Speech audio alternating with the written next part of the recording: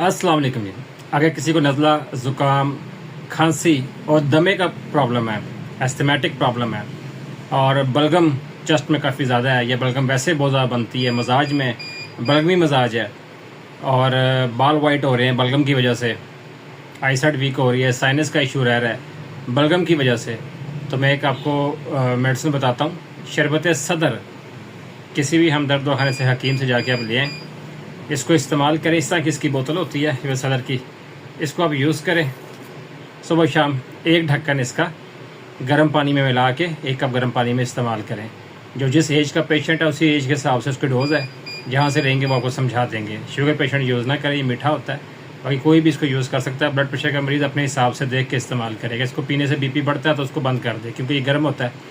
ठीक है, ये जो अस्थमेटिक पेशेंट है, इनको अस्थमा है, दमा है, उनके लिए ये अच्छा है। नज़ला ज़ुकाम, खांसी रहती है, चेस्ट कंजेशन रहती है, यहाँ तक कि टीबी के पेशेंट भी इस्तेमाल कर सकते हैं। साथ अपनी भी जो मेडिसिन वो ले रहे हैं, वो लेते रहने के साथ ये भी यूज़ कर सकते हैं।